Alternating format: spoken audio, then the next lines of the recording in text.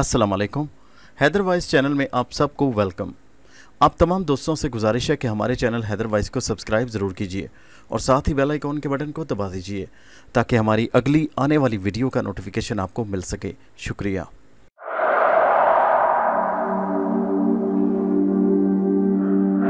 पेशे खिदमत है कहानी घाव का 8वां हिस्सा। शकीला ने खुदकुशी करके मेरे लिए और मुसीबत खड़ी कर दी। वो इतनी जज्बाती होगी कि मैं सोच भी नहीं सकता था, मगर अब मुझे क्या करना चाहिए। मैं एक नई मुसीबत में फंस गया था। अगर यहाँ से भाग जाता हूँ तो भी मुजरिम बनता हूँ, और अगर यहाँ रह जाता हूँ तो भी मुझे शामिल तफ्तीश किया जाएगा। मगर फैसला मुझे बहुत जल्दी करना था। सोच सोच कर मेरा दिमाग पटने लगा। मेरे पास सिर्फ चंद लम्हे थे और इन्हीं चंद लम्हों में मुझे हतमी फैसला करना था कि आखिर मुझे करना क्या चाहिए। मुझे यहाँ से भागना चाहिए या हालात का मुकाबला करना चाहिए। शकीला और उसके बच्चे तो मर चुके थे। उनके जिस्मों में जिंदगी की कोई रमक, कोई निशानी बाकी नहीं थी। अजीब मुसीबत खड़ी हो गई। अगर मुझे इस बात का पता होता तो मैं नेकी के इस काम में पड़ता ही ना। अस्पताल से ठीक होकर निकलने के बाद वहीं से कहीं और रफू चक्कर हो जाता।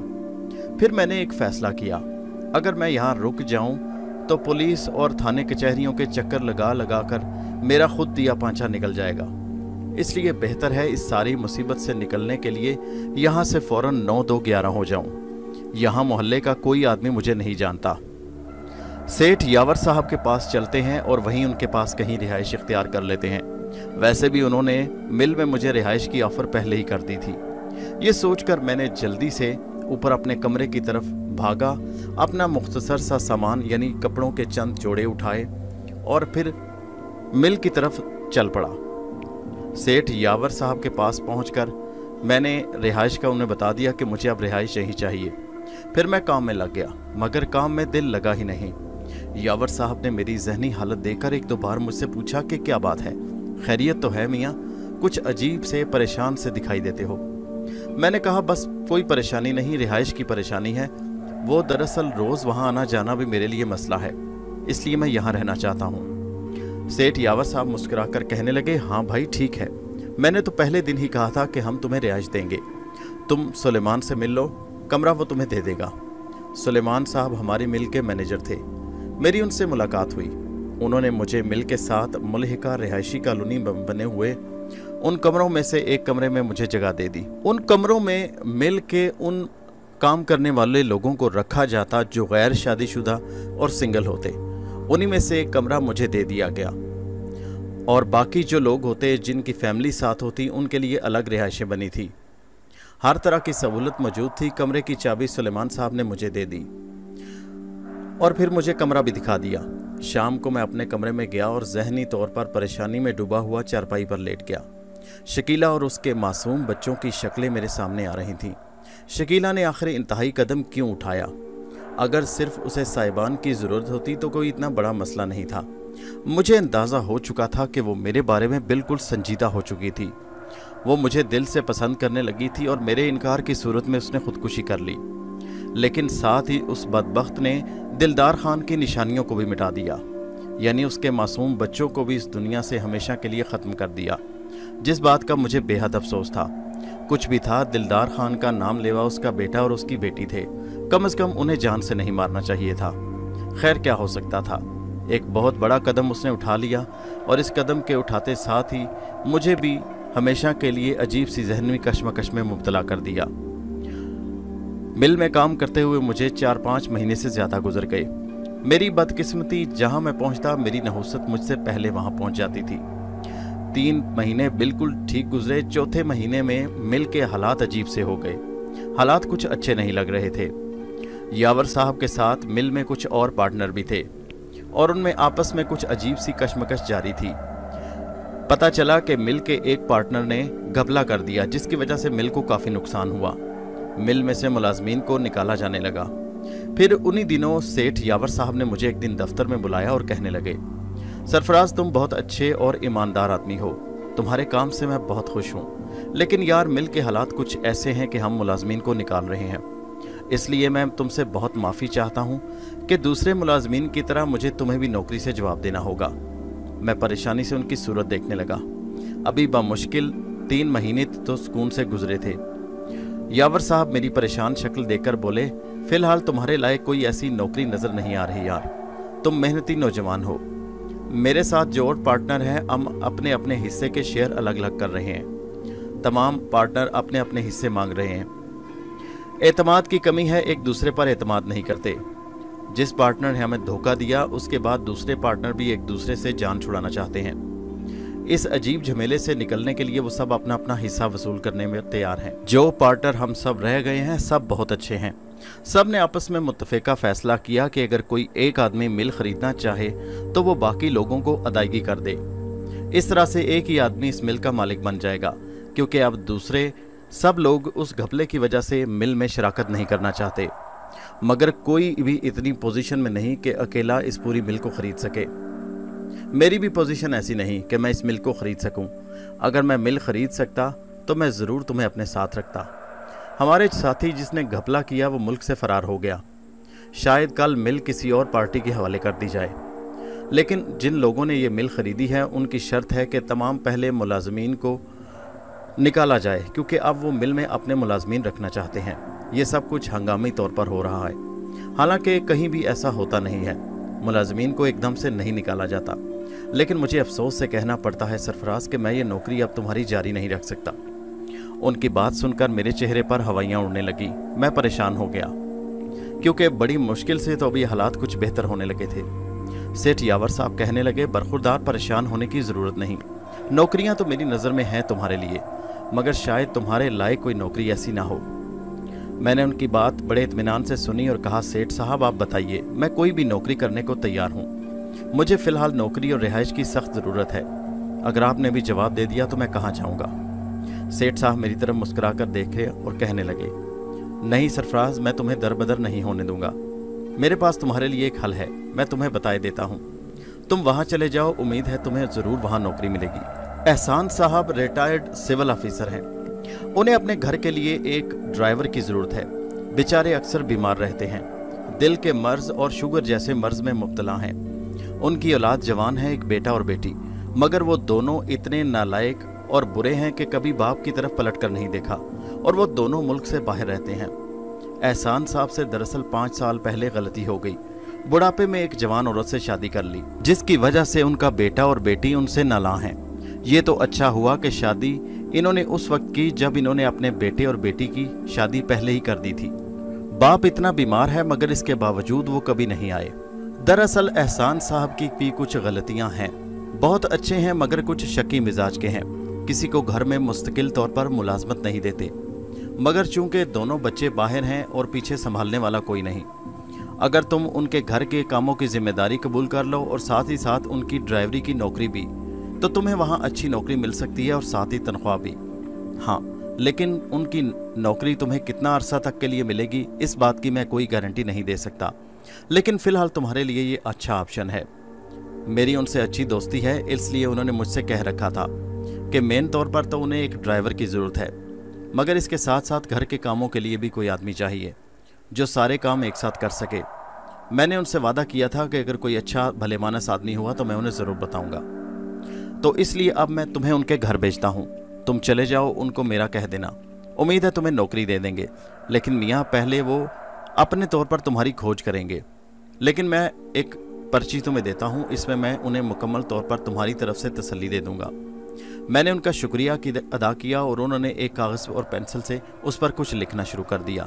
छोटा सा एक पेपर पर ख़त पूरा लिख दिया और साथ ही उन साहब का एड्रेस भी लिख दिया, एहसान सिद्दीकी, शाह आलम कॉलोनी। कहने लगे, ये पता लेकर चले जाओ और उनसे मिल लेना। मैंने उनका शुक्रिया अदा करके पेपर उनसे लिया और उनके दफ्तर से बाहर आ गया।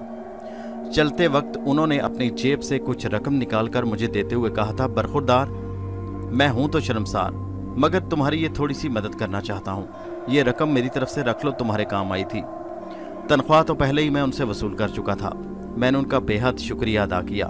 बहुत अच्छे और नफीस किस्म के इंसान थे। वहाँ से निकलने के बाद मैंने शाह आलम कॉलोनी का रुख किया। मकान ढूंढने में मुझे थोड़ी दिक्कत हुई, क्योंकि हर मकान नफीस किस्म का बना हुआ था। ये ऐसा इलाका था जहाँ शहर के अच्छे अमीर लोग रहते थे। खूबसूरत सजे सजाए घर, उनमें रहने वाले मकीनों की अच्छी हालत का मुंह बोलता सबूत थे। मकान ढूंढता ढूंढता आखिर मैं एक खूबसूरत से घर के सामने पहुंचा। गेट खटखटाया लेकिन कोई नहीं आया।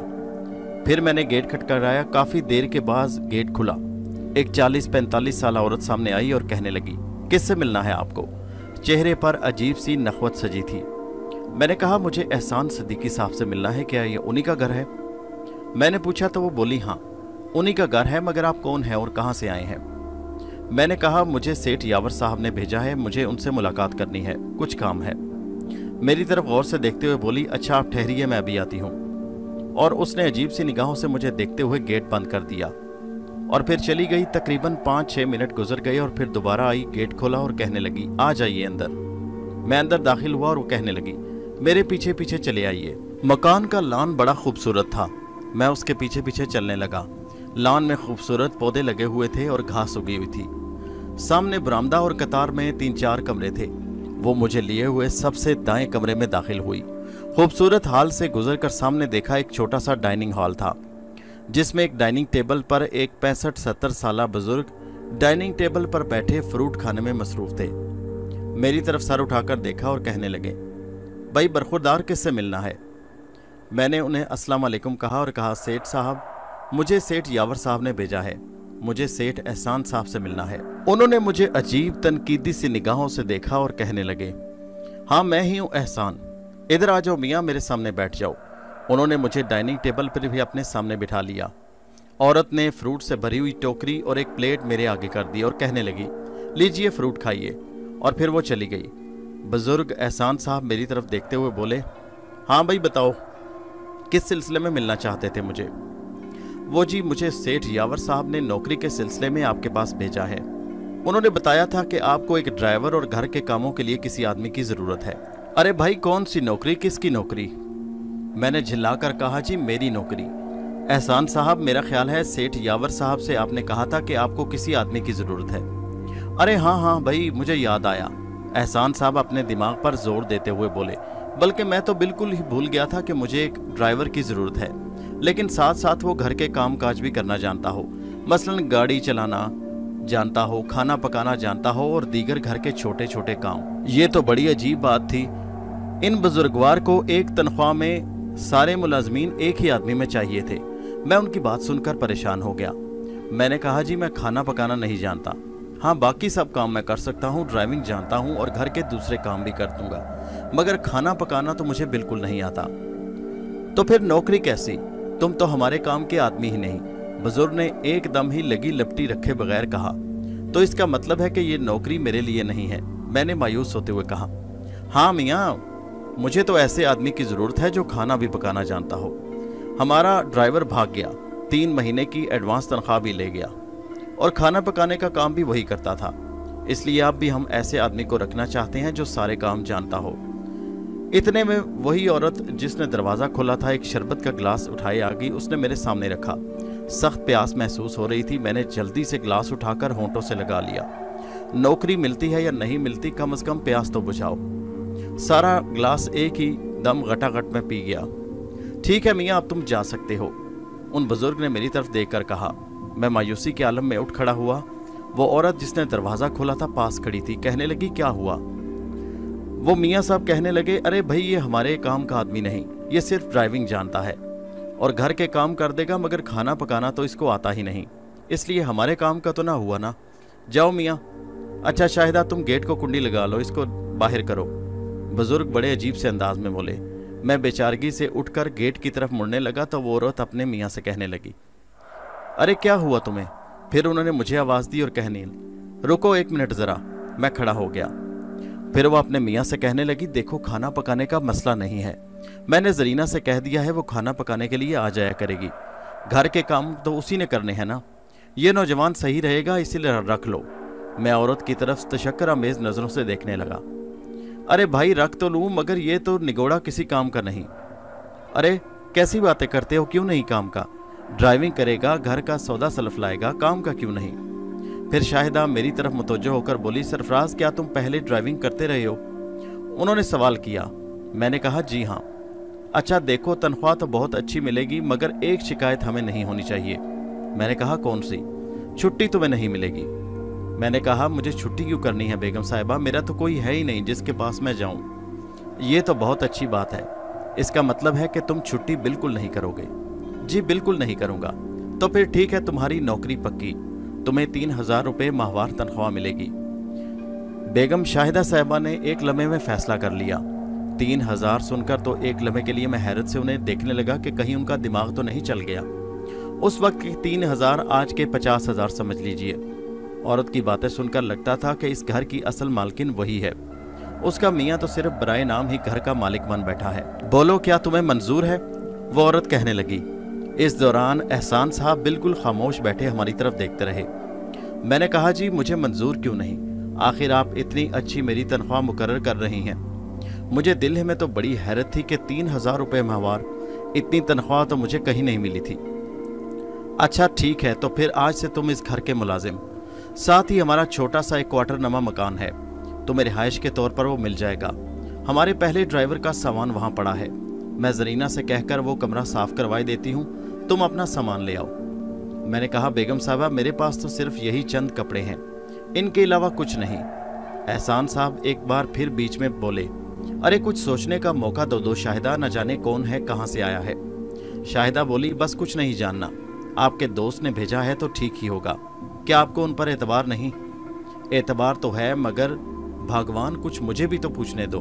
अरे छोड़िए आप, बस मैंने फैसला कर दिया है, अब छोड़िए, घर को जरूरत है ना। देखिए ना, 2-3 हफ्ते इतनी परेशानी में गुजरे हैं, घर से बाहर आने जाने का मसला है, आप बीमार रहते हैं, घर के काम रुके पड़े हैं, मैं खुद जा नहीं सकती। चलो भाई सरफराज, तुम्हारी नौकरी पक्की, तुम यहीं बैठो, मैं अभी जरीना को बुलवाती हूँ, साथ वाले मकान को खुलवा कर सफाई करवाई देती हूँ। एहसान साहब उनकी बात सुनकर बिल्कुल खामोश हो गए, मगर अजीब सी नज़रों से मेरी तरफ घूर रहे थे, जैसे उन्हें मुझ पर गुस्सा हो। मैं उनके बराबर वाली कुर्सी पर बैठ गया। शाहिदा बेगम गेट से बाहर निकल गई, शायद जरीना का घर कहीं आसपास था। थोड़ी देर बाद तो शाहिदा बेगम वापस आई और कहने लगी, जरीना उस कमरे को सफाई कर रही है और ड्राइवर का सामान निकलवा रही है, कमरा साफ कर दे तो सरफराज तुम वहाँ चले जाना। बाहर गैराज में गाड़ी खड़ी है, चाबी साहब से ले लो, उसे अच्छी तरह देख लो, 3 हफ्तों से बंद पड़ी है। घर के सामान की कुछ लिस्ट है, वो भी कल ले आना। ये कहती हुई वहाँ से चली गई। थोड़ी देर बाद फिर दाखिल हुई और कहने लगी, जाओ भाई जरीना आई है, उसके साथ चले जाओ। मैं उठा और मैंने बाहर की राह ली। बाहर एक औरत खड़ी थी जिसका नाम जरीना था, वही इनके घर खाना पकाने का काम करती थी।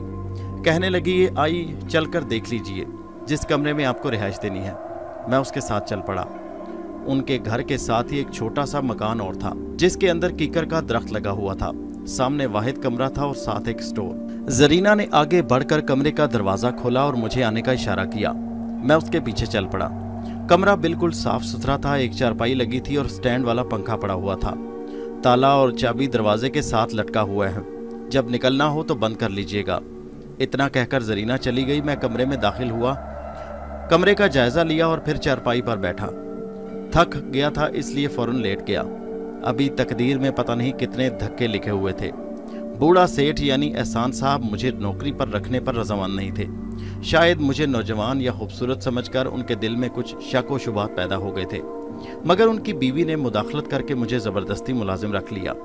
कितनी हैरत की बात थी कि इतने बड़े ज़मींदार का बेटा दर बदर की ठोकरें खा रहा था, कभी मुंशी की नौकरी तो कभी ड्राइवर की।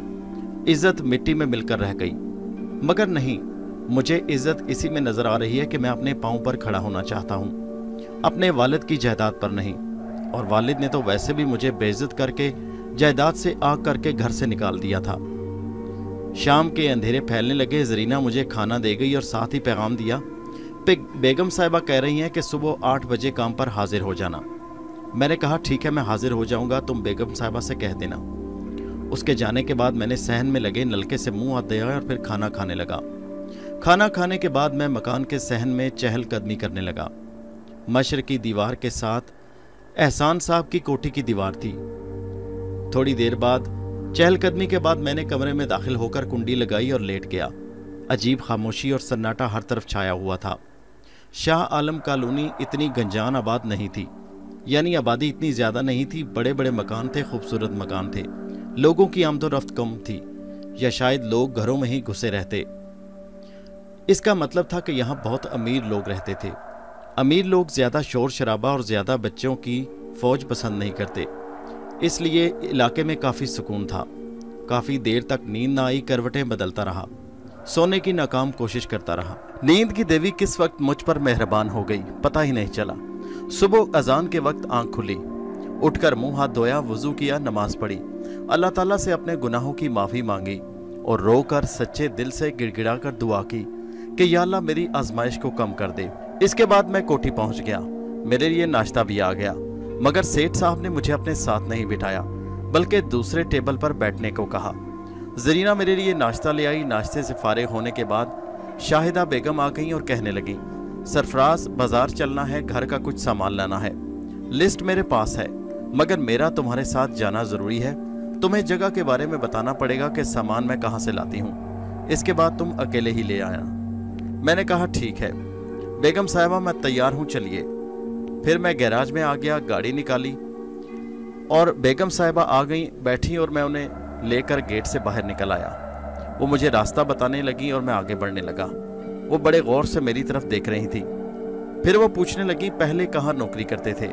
میں نے ان کو بتایا کہ میں پہلے سیٹھ یاور کے پاس مل میں کام کرتا تھا۔ انہوں نے کہا کہاں کے رہنے والے ہو؟ میں نے کہا ارشاد آباد کا۔ کہنے لگیں اچھا وہ تو بہت دور ہے، یہاں کوئی عزیز رشتہ دار ہے جس کے پاس تم لائل پور آئے ہو؟ میں نے کہا نہیں بیگم صاحبہ، بس کام کی تلاش میں آیا ہوں۔ اور پھر اسی طرح باتوں کے دوران ہم مارکیٹ پہنچ گئے، وہاں سے سامان خریدا، میں نے اٹھا کر گاڑی میں رکھا اور پھر ہم واپس آ گئے۔ واپسی پر بیگم صاحبہ نے ایک جگہ سے ڈرنکس منگوائے اور ہم دونوں نے پیے، ایک انہوں نے مجھے بھی دیا۔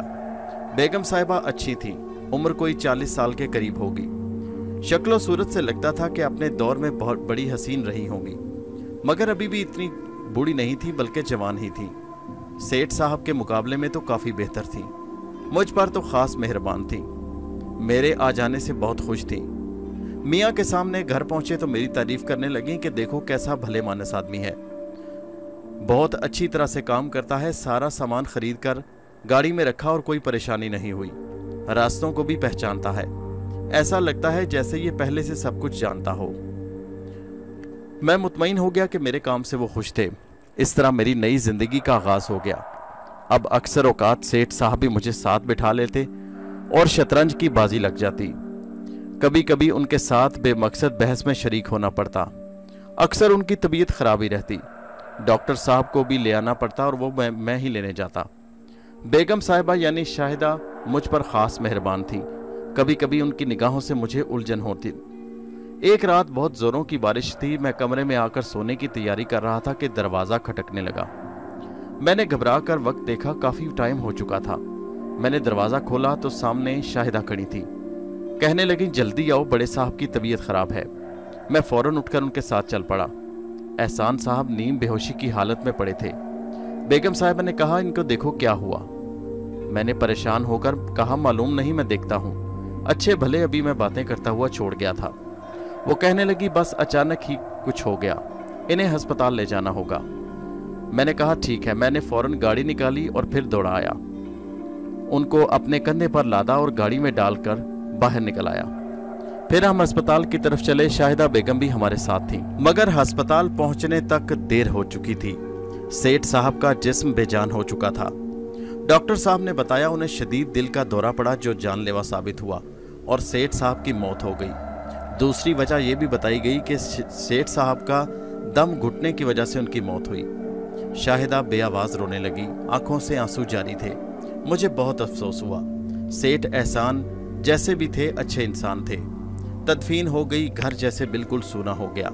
مجھے شاہدہ بیگم کے بیوہ ہونے کا بہت افسوس تھا، بڑی اچھی انسان تھی، میں دل و جان سے ان کی خدمت میں لگا رہتا۔ ایک دم سے جیسے گھر بے رونق سا ہو گیا۔ سیٹھ صاحب کے جانے کے بعد گھر سونا سونا لگنے لگا، فضا عجیب سی سوگوار رہتی، مگر کب تک؟ وقت آہستہ آہستہ ہر زخم کو منتقل کر دیتا ہے۔ دن گزرتے رہے، ایک رات میں اپنے کمرے میں پہنچا، کام کی وجہ سے مجھے دوبارہ کوٹھی جانا پڑا۔ گیٹ کھلا تھا، زرینہ برتن وغیرہ دھونے کے بعد اپنے گھر جاتی اور اس وقت گیٹ بند ہوتا۔ میں گیٹ سے اندر داخل ہوا، کمروں کے پاس پہنچا تو اندر سے آتی آوازوں نے میرے قدم روک لیے۔ ایک مردانہ آواز آ رہی تھی، بیگم صاحبہ میں نے آپ کی ہدایت کے مطابق ایک نقلی وصیت تیار تو کر دی ہے، जिसके मुताबिक तमाम जायदाद एहसान साहब ने आपके नाम लिख दी है। ये एक मर्दाना आवाज़ थी। ठीक है वकील साहब, इसकी मैंने आपको मुंह मांगी कीमत दी है। शाहिदा बेगम की आवाज़ आई। आप बेफिक्र रहे शाहिदा बेगम, आपका राज कभी नहीं खुलेगा। एहसान साहब का बेटा और बेटी कभी कोर्ट में ये साबित नहीं कर सकेंगे कि ये वसीयत नकली है। मगर शाहिदा साहिबा, मेरी आपसे गुजारिश है कि आप जितनी जल्दी हो सके दूसरी शादी कर लीजिए। इससे क्या होगा वकील साहब? शाहिदा की आवाज़ आई। शाहिदा बेगम, इस रात से कोई भी वाकिफ नहीं कि सेठ साहब को आपने खुद मौत के घाट उतारा है, उनका गला घोंट कर। और ये भी कोई नहीं जानता मेरे सिवाय कि आपकी वसीयत झूठी है, क्योंकि सेठ एहसान साहब सारी जायदाद अपने बेटे और बेटी के नाम करना चाहते थे। मगर अब जब आप बिल्कुल अकेली हो गई हैं तो आपको एहसान साहब के बेटे और बेटी की तरफ से खतरा है, क्योंकि वही जानते हैं कि आप दरअसल सारे फसाद की जड़ हैं और आप अंदर से सेठ साहब से बेइंतहा नफरत करती थी। सिर्फ आपने उनकी जायदाद की खातिर उनसे शादी की। वो शोर मचाएंगे, कोर्ट जाएंगे और आप पर कोई हमला भी कर सकते हैं। आप अकेली हैं, आप उनका मुकाबला नहीं कर सकती। अगर आप शादी कर लें तो आपको शौहर के तौर पर एक महफूज पनाहगाह भी मिल जाएगी और एक गार्ड यानी मुहाफिज भी मिल जाएगा। अगर आप चाहें तो अपने शौहर को इस राज में शरीक कर लीजिए कि सेठ एहसान को आपने खुद मौत के घाट उतारा है, ताकि उनकी सारी जायदाद आपको मिल जाए, उनके बेटे और बेटी को कुछ ना मिल सके। इस तरह दोनों मियाँ बीवी मिलकर एहसान साहब की दौलत पर ऐश करें और उनके बेटे और बेटी को फूटी कौड़ी भी नहीं मिलेगी। वकील साहब ने हंसकर कहा, ठीक है वकील साहब, मैं आपके मशवरे पर सोचूंगी। आप अपना हिस्सा वसूल कीजिए और यहाँ से कदम निकालने के बाद इस राज को हमेशा के लिए भूल जाइए कि यहाँ ऐसा कभी कुछ हुआ था। अगर मुझे कभी आपकी ज़रूरत पड़ी तो मैं आपसे राब्ता करूंगी। वकील साहब ने कहा, ठीक है, अब मुझे इजाज़त दीजिए। वकील साहब बाहर आने के लिए तैयार थे। मैं फौरन एक दीवार की ओट में हो गया। वकील साहब कमरे से निकलकर चले गए। मेरा दिल ज़ोर ज़ोर से धड़कने लगा। इतनी अच्छी और मेहरबान नजर आने वाली औरत अंदर से इतनी मकार नागिन होगी, मुझे अंदाजा नहीं था। उसने अपने शौहर को जायदाद की खातिर मार डाला, सिर्फ इसलिए कि उसका शौहर चाहता था कि उसकी जायदाद का ज्यादा हिस्सा उसके बेटे और बेटी को मिल सके, जो हकीकी वारिस थे। मगर जब उन्हें अपने बाप की मौत का पता चलेगा तो वो यहाँ आकर वावेला मचाएंगे और वो शादी कर लेगी ताकि वो एक ढाल के तौर पर अपने शौहर को इस्तेमाल कर सके। कितनी अजीब दुनिया है, मतलब के लिए क्या क्या काम कर जाती है। मैं बोझल कदमों के साथ अपने कमरे में आ गया। बेचैनी से करवटें बदलता रहा। नींदें तो मेरी उड़ चुकी थी। अगले दिन शाहिदा बेगम ने कहा, सरफराज, अगर मैं तुम्हें एक हैसियत से बदल कर यानी ड्राइवर से बदल कर इस घर की मालिक बना दूं तो कैसा रहेगा? क्या तुम मुझसे शादी करोगे? और शाहिदा बेगम की ये बात थी या एक बम था जो मेरे सर पर फूट गया। मैं हक्का बक्का रह गया। मैं जानता था कि शाहिदा बेगम अब किसी मोहरे की तलाश में थी। वकील साहब के मशवरे के मुताबिक उन्हें एक मुहाफिज की ज़रूरत थी और वो मुझे इसके तौर पर इस्तेमाल करेंगी, ये मुझे मालूम नहीं था। कहने लगी, सरफराज, मुझसे शादी करके तुम इस घर के नौकर से मालिक बन जाओगे और तुम्हारी हैसियत बदल जाएगी। मैं इस दुनिया में बिल्कुल अकेली हो गई हूँ। मैं अपने शौहर से बहुत मोहब्बत करती थी, मगर उनकी वफात के बाद तन्हाई मुझे काटने लगी है। बेगम साहिबा मगरमच्छ के आंसू बहा रही थीं और मैं बड़ी अजीब नज़रों से उन्हें देख रहा था। मेरे सामने एक ऐसी औरत खड़ी थी जो जायदाद के लिए अपने शौहर को मार सकती थी, जो अपने आप को महफूज बनाने के लिए किसी को भी कुर्बानी का बकरा बना सकती थी। और इस वक्त उसके सामने कुर्बानी का बकरा मैं खड़ा था। मगर मैं इतनी आसानी से इस औरत के हाथों खिलौना नहीं बनूंगा। मैं सोचने लगा, तो फिर मुझे क्या करना चाहिए? क्या ये नौकरी इसको इसी वक्त ठोकर मार देनी चाहिए? नहीं, मेरे जहन ने तेजी से काम करना शुरू कर दिया। शाहिदा बेगम मेरे जवाब की मुंतज़िर थी और मैं उनके सामने खड़ा उन्हें बड़ी अजीब सी नज़रों से देख रहा था, जैसे मेरे सामने दुनिया की मजलूम तरीन औरत खड़ी हो। मुझे चंद लम्हों में फैसला करना था, हाँ या ना की सूरत में मुझे इस घर से हमेशा के लिए निकलना पड़ता, नौकरी भी छोड़नी पड़ती, और हाँ की सूरत में मुझे इस कुएं में छलांग लगानी थी। मुझे कौन सी मौत मंजूर थी? अब ये मेरा इम्तिहान था। और फिर मेरे दिमाग ने एकदम से जैसे फैसला कर लिया। मैंने मुस्कुराकर शाहिदा बेगम की तरफ देखा और कहने लगा, दोस्तों ये कहानी जारी है। इसका अगला हिस्सा नेक्स्ट वीडियो में मुलाहिजा कीजिए और हमारे चैनल हैदर वॉइस को सब्सक्राइब कीजिए। शुक्रिया।